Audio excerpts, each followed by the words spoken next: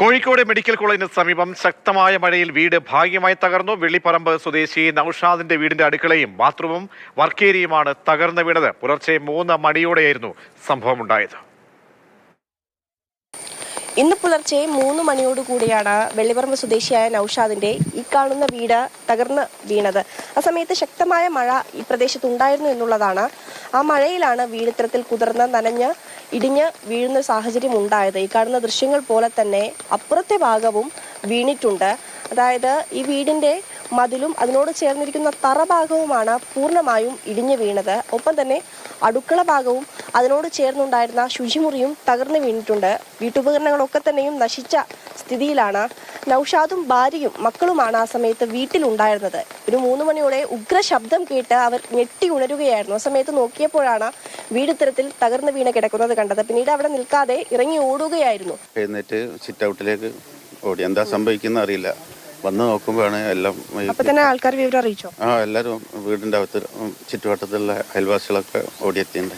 നമ്മൾ ഞെട്ടി ഉണർന്ന് നോക്കുമ്പോൾ നമ്മളെ ബാത്റൂമും കിച്ചണും എല്ലാം പോയി. ഭയങ്കര ശബ്ദമായിരുന്നു. നിങ്ങൾ തൊട്ടപ്പുറത്തെ റൂമിൽ കിടക്കുമായിരുന്നു? തൊട്ടപ്പുറത്തെ റൂമായിരുന്നു ഇത്. കിച്ചണും ബാത്റൂമും ഒരു വർക്ക് ഏരിയ ഉണ്ടായിരുന്നു. എല്ലാം ഇടിഞ്ഞു വീണു. പുലർച്ചെ 3 മണി ഉണ്ടാവും. കഴിഞ്ഞപ്പോൾ ആ ഭാഗം റൂമൊക്കെ ഇപ്പോൾ വീഴാൻ അതിന്റെ ഭീഷണിയിലപ്പുള്ളത്. എത്ര പേര് ആ സമയത്ത് വീട്ടിലുണ്ടായിരുന്നു? നമ്മൾ 4 പേരുണ്ട്. എന്തായാലും വലിയൊരു അപകടമാണ് ഉണ്ടായിരിക്കുന്നത്. ഈ അടുക്കള ഭാഗത്തോട് ചേർന്നുള്ള മുറിയിലാണ് നൌഷാദും ഭാര്യയും ഉറങ്ങിയിരുന്നത്. അല്പം അങ്ങോട്ട് മാറിയിരുന്നെങ്കിൽ അവർ രണ്ടുപേരും ഈ അപകടത്തിൽ ഉൾപ്പെടുമായിരുന്നു.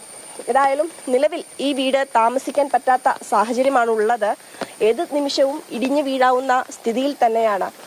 ഇതിന്റെ മുൻഭാഗത്ത് വലിയ പ്രശ്നമില്ലെങ്കിൽ പോലും ഇതിന്റെ തറഭാഗം ഏത് നിമിഷവും താഴേക്ക് പതിക്കാം എന്നുള്ളതാണ് പറയുന്നത്. ഇവിടെ ഇനി താമസിക്കാൻ സാധിക്കില്ല എന്നുള്ളത് അദ്ദേഹം പറയുന്നത്. അദ്ദേഹം ഓട്ടോ ഡ്രൈവറാണ്. അതുകൊണ്ട് തന്നെ വലിയൊരു ഭീതിയിലാണ്. ഇനിയിപ്പോൾ എങ്ങനെയായിരിക്കും മുന്നോട്ട് പോവുക എന്നുള്ളത്.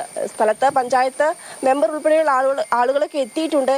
ഏതായാലും മഴ ഇപ്പോഴും തുടരുന്നുണ്ട്. മഴ തുടരുന്ന സാഹചര്യത്തിൽ വീട് കൂടുതൽ അപകടാവസ്ഥയിലാകാനുള്ള ഒരു സാധ്യതയുണ്ട്.